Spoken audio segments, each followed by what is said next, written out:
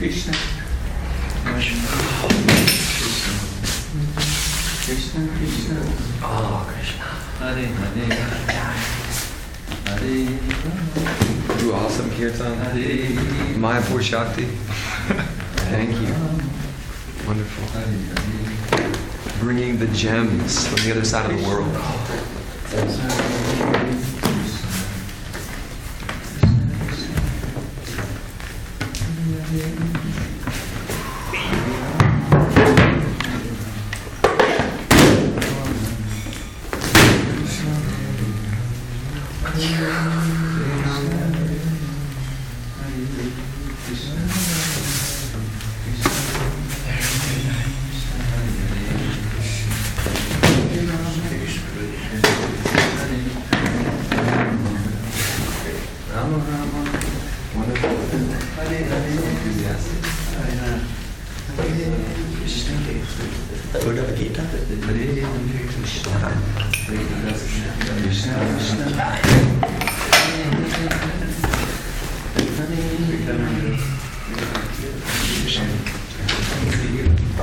Hare Rama, Rama Rama, Hare Hare.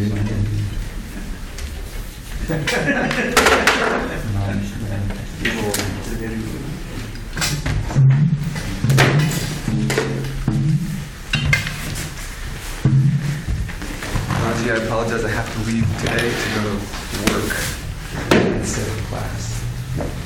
We'll miss you, but I'm sure it's going to be nectar. There's no round pad? Oh, yeah, let's see. Here you go, Prabhu. Jaya Radha Madhava Kunja Bihari. Jaya Radha Madhava Kunja Bihari.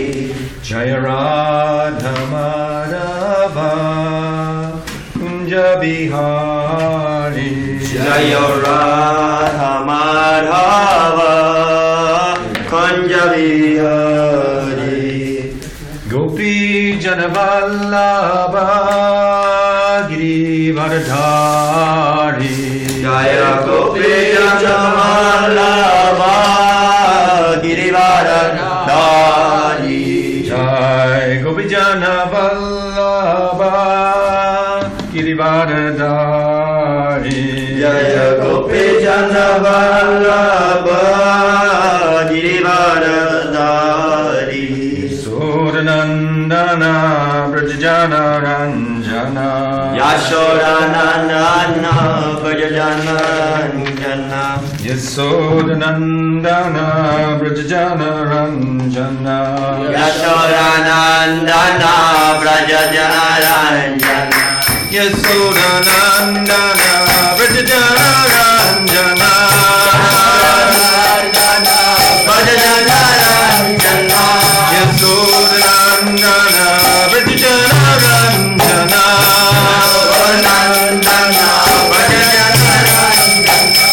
Namunatira Vanakari. Namunatira Namunatira Vanakari.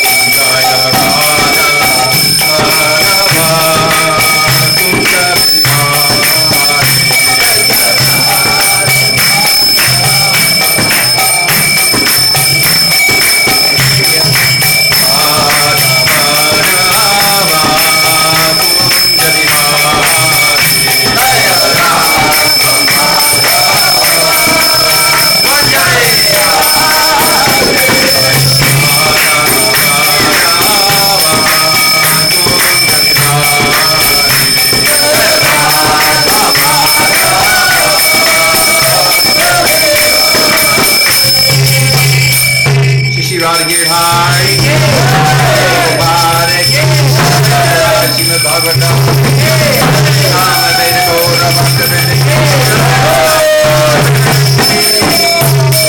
all glories to the assembled devotees. Hare Krishna. Glories to the assembled devotees. Hare Krishna. Glories to the assembled devotees. Hare Krishna. Glories to Shishin Guru and Gaura. Glories to Guru and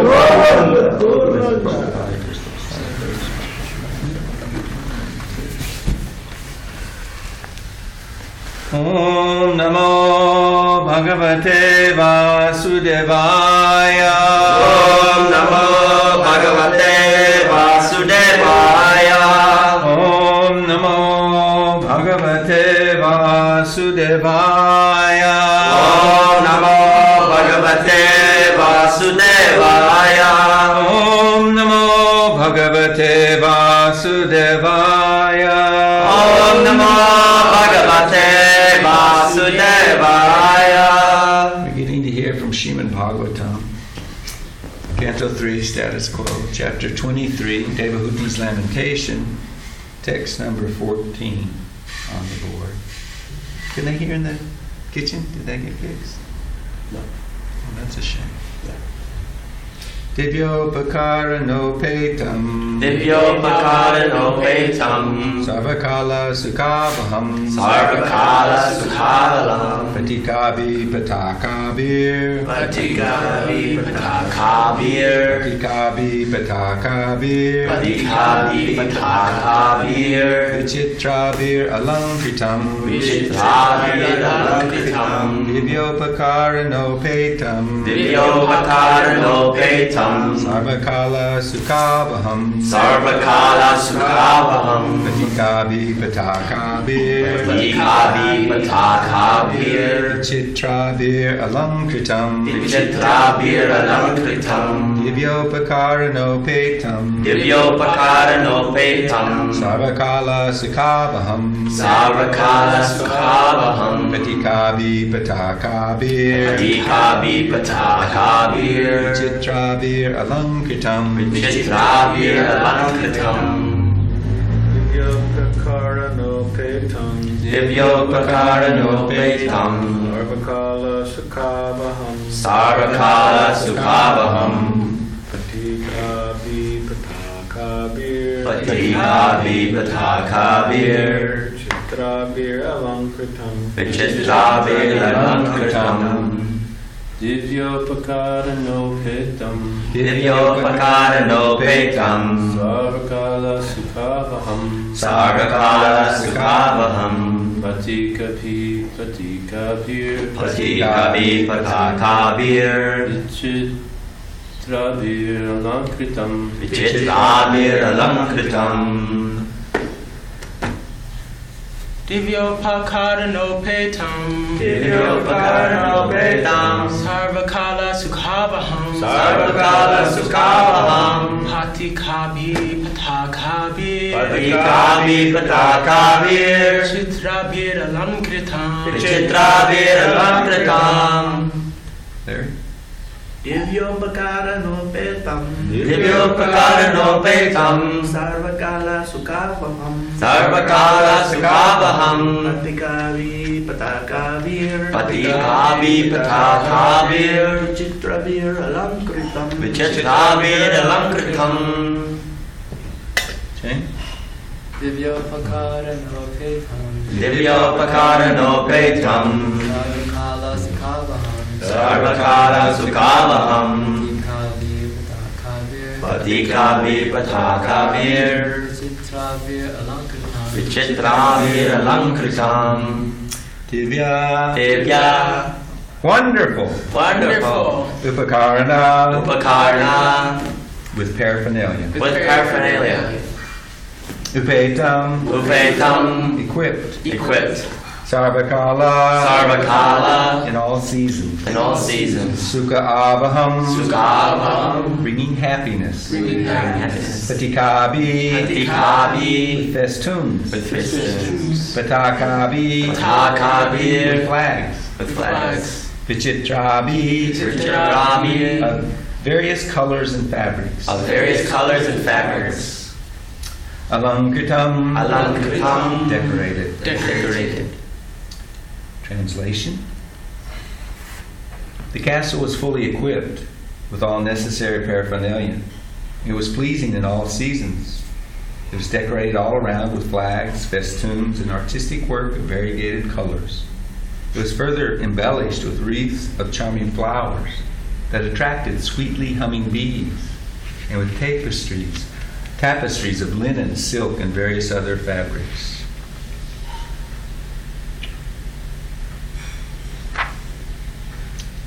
We could say our prayers together, please. Om Jnana-timirandasya Niranjana Shalakaya Chakshurmilitam Yena Tasmai Shri Gurave Namaha Shri Chaitanya Manobhishtam Savitam Yena Bhutale Swayam Rupa Kadamayam Dadati Swapadantikam Namo Vishnu Padaya Krishna Vestaya Bhutale Srimate Bhakti Vedanta Swamini Tinamane Namaste Saraswati Deve Gauravani Pracharine Nirvishesha Shunyavadi Paschatjale Sutarine Vanchakopatubhyascha Kripa Sindhu Devacha Patitam Bhavanebhyo Vaishnavebhyo Namo Namaha Shri Krishna Chaitanya Prabhu Nityananda Shri Advaita Gadadhara Shri Vasari Gaura Bhakta Vrinda Hare Krishna, Krishna Krishna, Hare Hare, Hare Rama, Rama Rama, Hare Hare. There's no purport to this verse, but before I go on reading verses and a couple of short little purports and speak, etc., I'd like to make reference to Chintya Sarupa's comment that Krishna consciousness means being absorbed in consciousness or thoughts of Krishna. Devotional service means doing our services with devotion. Now, we may not have that much devotion, but even somebody who walks in the door the first day can do their services with enthusiasm. Utsaha. From that enthusiasm comes devotion, comes the blessings to be given to devotion. So in that mood, we pray for the mercy of Srila Prabhupada, our previous acharyas, Panchatattva, Shishivadagiri Hari, that they might allow us to speak with enthusiasm, to hear with enthusiasm. Attentive hearing, prayerful speaking. So we're getting to hear about Kardama Muni seeking to please his beloved wife.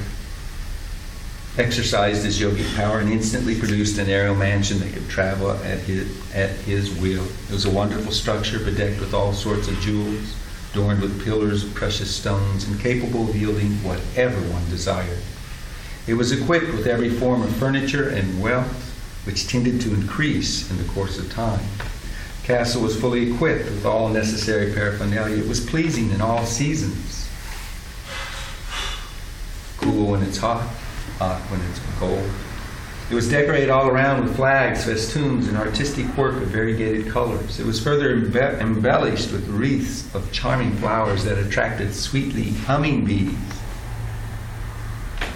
and with tapestries of linen, silk, and various other fabrics. Text 16. The palace looked charming with beds, couches, fans, and seats, all separately arranged in 7 stories. It's understood from this verse, Srila Prabhupada's purport. It's understood from this verse that the castle had many stories. The words upari, upari, vinashyasta indicate that skyscrapers, or as Prabhupada would pronounce, skyscrapers, are not newly invented. Even in those days, millions of years ago, the idea of building many-storied houses was current. They contained not merely 1 or 2 rooms, but many different apartments, and each was completely decorated with cushions, bedsteads, sitting places, and carpets. We'll continue hearing more about the opulence of this aerial mansion. It reminds me of many years ago I read, Narada Pancharatra. Lord Shiva instructs Narada Muni in the science of devotional service. And Lord Shiva was with his wife Parvati, and they were sitting in a chariot. You look at the painting of Arjuna's chariot, Krishna's driving. It's a pretty nice chariot. does the job. Lord Shiva had a chariot comparable to this aerial mansion. It had huge parks, ponds, pleasure groves, cottages, a palace, etc. on it. And in the pleasure groves were deities of Radha and Krishna. And Krishna acting like we had dioramas. You go to Mayapur, in our temple, you go in one exhibit there are dioramas of all Lord Chaitanya's Leela. So they had deities of Krishna and his devotees engaged in so many different pastimes. Huge, gigantic. And, we accept this with faith. We accept it. What's the problem? Someone who doubts might think, well, where do you find a parking space? How do you maneuver such a thing? I mean, it's miles long. How does it roll, etc. But we're going to hear about, the verse will stop on some of these mystic potencies. I mean, if we can't do it, nobody can do it. That's the foolish mentality of the conditioned, arrogant, conditioned souls. But so many things we can't do. And as such, we might as well say such a talent is inconceivable. Srila Prabhupada said swimming was a potency of inconceivable nature. He couldn't swim. But Lord Shiva, Kardama Muni, Lord Shiva is in his own category. But Kardama Muni, he was able to manifest this simply by wanting to. Now, it says here, its beauty was enhanced by artistic engravings here and there on the walls. The floor was emerald with coral dioceses. Try and imagine the colors. At the present moment, people are very proud of their architectural art, yet floors are generally decorated with colored cement. It appears, however, that the castle constructed by the yogic powers of Kardama Muni had floors of emerald with coral dioceses. So green emerald, red dioceses. Palace is very beautiful, with its coral thresholds at the entrances. Its doors bedecked with diamonds. Gold pinnacles crowned its domes of sapphire. Sapphire. Different colors for the sapphire, right? You have your yellow, and you can have varying colors like that. Saturn stone, I believe, sapphire. But on top of gold. Gold on top of the sapphire, rather. With the choicest ruby set in its diamond walls, it appeared as though possessed of eyes. It was furnished with wonderful canopies and greatly valuable gates of gold. Purport. Artistic jewelry and decorations giving the appearance of eyes are not imaginary. Even in recent times, the Muslim emperors constructed their palaces with decorations of jeweled birds with eyes made of valuable stones. The stones have been taken away by the authorities, but the decorations are still present in some of the castles constructed by the Mughal emperors in New Delhi. The royal palaces were built with jewels and rare stones resembling eyes, and thus at night they would give off reflective light without need of lamps. Bharatvarsha was so rich in natural resources, the land of Dharma, so very rich. All the crown jewels of Her Majesty, the Queen of England, they come from India. They ransacked the temples, stole jewels and gold from the deities.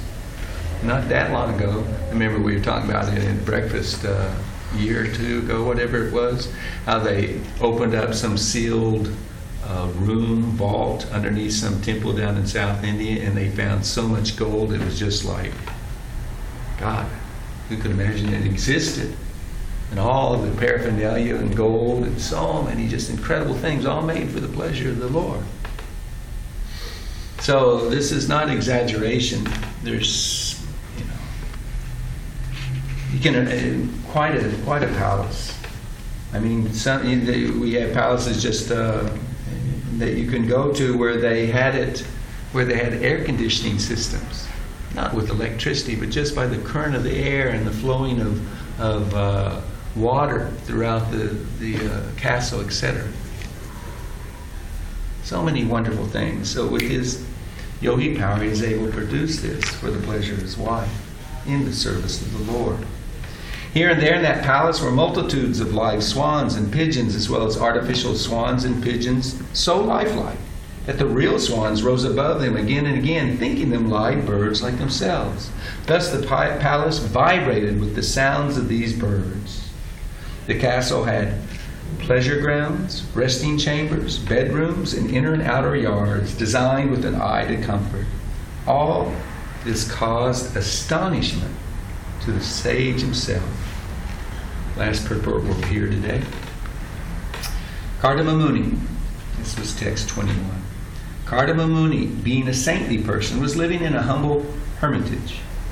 But when he saw the palace constructed by his yogic powers, which is full of resting rooms, rooms for sex enjoyment, and inner and outer yards, he himself was astonished. In the word for words it says, Vishmalpanam, causing astonishment, and then Iva, indeed, causing him astonishment. That is the way of a God-gifted person. A devotee like Kardama Muni exhibited such opulence by his yogic power at the request of his wife. But when the opulence was produced, he could not understand how such manifestations could be possible. When a yogi's powers exhibited, the yogi himself is sometimes astonished. Keep things in context. Kardama Muni is not simply a yogi.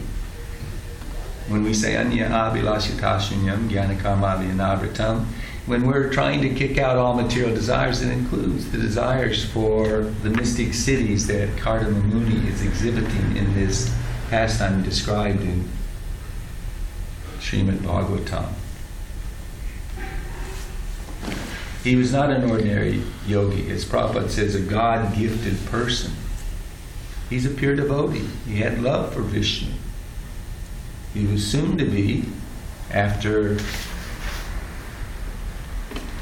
fulfilling the desires of his wife, his chaste wife, his attached, submissive wife, setting the proper mood for engaging in religious sex life in this aerial palace, going throughout all the gardens of the demigods, etc. He was about to become the father of the Supreme Personality of Godhead, Supreme Lord. He's not an ordinary yogi. In Satyuga, the age we're hearing about, yoga is the process for realizing the Supreme Lord. That's what they did. They would meditate upon the Lord within their heart for tens of thousands of years in their 1,000-year lifetime. So when we hear they sported for hundreds of years, it sounds like, oh man, these folks were really, they were into it. You have a life of 100,000 years, hundreds of years is not really that long. However long it may be, it comes and goes in a flash. Later on you'll hear in a verse that, being absorbed in these activities, they didn't realize how quickly time passed, how much time had passed. That's the nature of time in this world. Very fleeting. Can't get back a single moment, no matter if you traded all the jewels of the palace in for that desired lost moment, that desired lost pleasure, etc. But the main focus here is that this is in devotional service, and he was able to exhibit these mystic powers by the grace of Krishna. In the Uddhava Gita, it's made mention of these different cities. Uddhava showed interest in them. Said, my dear Lord Achyuta, you alone are the bestower of all types of mystic perfections. Kindly tell me by what process can the mystic perfections be achieved? How many types of mystic perfection are there? And what's the nature of each mystic perfection? I think you'll find this interesting. Uddhava did, I did. Anima, becoming smaller than the smallest. Mahima, becoming greater than the greatest. Laghima, becoming lighter than the lightest, are mystic perfections by which one transforms one's body. Prapti, siddhi, by which one acquires whatever one desires, is related to the senses.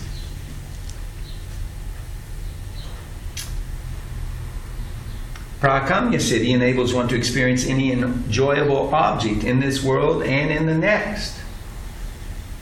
Ishita Siddhi enables one to manipulate the subpotencies of Maya. Vishishta Siddhi enables one to be unimpeded by the three modes of nature. Kamavasayita Siddhi enables one to obtain anything he may desire. My dear Uddhava, these 8 siddhis are considered as naturally existing and unexcelled in this world. In the purports, it's said that they're transcendental. The reason why they're transcendental, because they come directly from Vishnu, God. The process to achieve these is to explain. We don't have any time for that. But by meditating on certain forms of the Lord in relationship to different aspects of the creation, one gets these 8 transcendental siddhis. The problem is, in Satya Yuga, most people were Paramahamsas, we've been told by Srila Prabhupada. They achieved their perfection. Went back to Vaikuntha. But the problem is, once you've gotten out of Satya Yuga and you engage in this activity, it's very easy to become victim of the powers and the fulfillment of sense gratification available by these mystic potencies. You have 2 kinds of these different, like, there are some yogis who develop these things without meditating upon Vishnu. They don't have, any devotion. Little tiny bit. But for the most part, they just want the dangling carrot. But by Krishna's grace, he can fulfill these things. Now, the potencies of such yogis who don't surrender to Krishna, or Vishnu, like Kardama Muni did, their potencies compared to his, no comparison. The Prema Bhakta, the God-realized yogi, he can do anything. Why? Because he's the unalloyed servant of Yogeshwara. Krishna possesses all inconceivable, unlimited potencies. And that's why Kardama Muni was astonished. Because he did it, but it was Vishnu acting through him. And that's always the mood of the devotee. Because of time, I'm going to really, cut out so much that I would have liked to share. But just like Ambarish Maharaj, a wonderful pastime. You have Durvasa Muni become upset with him because he drank water to break his Ekadashi fast, a year-long vrata he'd been performing. Before Durvasa got back from bathing, chanting Gayatri, and sitting down to be served, guests are always served first. And Durvasa Muni became upset with him. Durvasa Muni is a powerful sage, exalted Brahman. He actually reciprocates and instructs the gopis in some areas. Durvasa Muni is the one who gave Srimati Radharani the blessing that whatever she cooked would taste like nectar. And as such, Mother Yasoda employs her in the service of Krishna, cooking every day for him. He's no ordinary soul. He's a partial expansion of Lord Shiva. But in this pastime, he's being used as one who didn't appreciate who a devotee was. Ambarish Maharaj was a Mahabhagavat, a pure devotee of the Lord, engaged all his senses, body, mind, and words, life and soul in the service of Krishna. Looked like a king. Looked like he was arrogant. Wow, you think you're better than me? You're going to eat before you serve me? You have no culture whatsoever. You're like a meat eater. I curse you. I'll show you what you deserve. Pulls out hairs on his head, throws them on the ground, creates a gigantic demon, fiery demon, coming to him. Ambarish Maharaj didn't even flinch. It's explained he wasn't afraid in the least. He's a lover of God. He didn't even ask Krishna to protect him. He just meditated on Krishna as he was the moment before. That's bhakti. That's devotion. Previously, because of his pure devotion, the Lord had granted him the benediction that Sudarshan, my servant, will be your servant, always at your side. And as soon as Sudarshan Chakra saw this demon coming to harm, kill Ambarish, then immediately manifested, and he burnt the demon to ashes, and then he looked at the person who created the demon to kill the dear devotee of the Lord. Durvasa Muni realized he was in trouble. So like an intelligent person, he ran like anything. He couldn't dodge him, couldn't outrun him. He went to Brahma, he went to Shiva, he finally goes to Vishnu. In the 9th canto, there are wonderful prayers describing the relationship the Lord has with his devotees. When he arrived there, the Lord, when he begged for forgiveness, hey, I offended your devotee. I'm so sorry. I made a big mistake. Please forgive me. You can easily forgive me. I mean, sinful people in hell can easily be liberated just by remembering your name. So I know it's no problem. Please, falling at the feet of Vishnu. Supreme Personality of Godhead said to the Brahmin, I'm completely under the control of my devotees. Indeed, I'm not at all independent. Because my devotees are completely devoid of all material desires, I sit only within the core of their hearts. What to speak of my devotee, even those who are devotees of my devotee are very dear to me.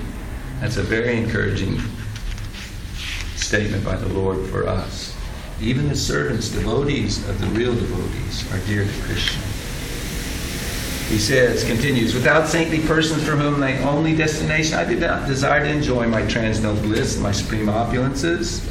My pure devotees, they give up everything, home, wife, children, relatives, riches, even their lives, simply to serve me without any desire for material sense enjoyment, improvement in this life or the next. How could I give up the association of these devotees at any time? They bring me under control just like a chaste wife controls her gentle husband. They are fully attached to me in the core of their heart, and they bring me under their full control. The pure devotee is always within the core of my heart, and I'm always in the heart of the pure devotees. My devotees do not know anything else but me, and I do not know anything else but them. So completely under the control of the devotees. But the devotees, they've been given this blessing by the Lord, by Bhakti Devi and a Vaishnava, because they don't abuse it. The pure devotees don't ask anything of Krishna for themselves. Nothing. They may ask for service. They always ask for service. Prahlad Maharaj said, following the way of the general populace, I was falling into the deep ditch of poisonous, snake-like material desires. But my spiritual master kindly delivered me, and now I simply wish to serve him life after life. That's a proper desire to present before the Lord. Or, what is the desire of the spiritual master? The instructions of the spiritual master, the mood of the spiritual master. He simply wants to help everyone, not just you, not just me, not just a handful, not just thousands. They pray that the entire universe take to Krishna consciousness. And they are looking for those who will help them. So Prahlad, Ambarish Maharaj, Srila Prabhupada, every Vaishnava who is a true Vaishnava, capital V, a pure devotee of the Lord, they pray for the deliverance of the conditioned souls. They don't simply pray, they beg for the ability to become empowered as an instrument in the hands of their Guru and the Lord to perform such services. Ambarish Maharaj, when Durvasa came back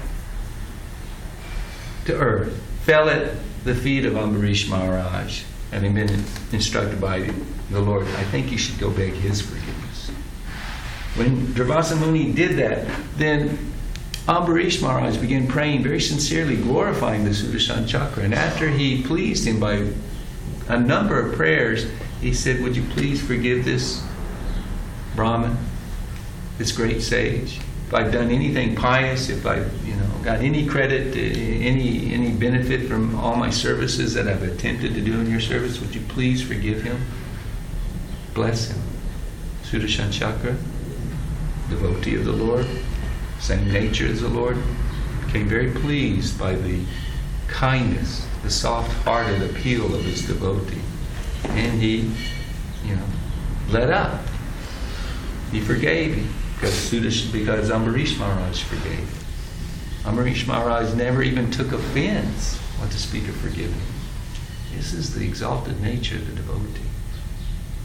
So the Lord's completely in their control. And so if they want to do some service like this, then, producing a mansion, of course it would knock the socks off this devotee. Wow. Ambarish Maharaj, when he realized that he had the ability to call Sudarshan Chakra off, he realized how powerful he was. Durvasa's austerities and Shakti derived therefrom, etc., thereof, nothing compared to the potency of a pure Vaishnava. Nothing. And Ambarish Maharaj realized how unlimited potent he was, but he saw it in proper perspective. He realized it's all the mercy of the Lord. It's He who is doing everything. And these are examples for us. I've cut out, I really wanted to share with you the 10 subsidiary cities, and then there's even 5 on top of that. They come from the material nature. They're material in and of itself, but they're great. You want to hear? Yes. You got to cut me a little slack. No problem. Yes.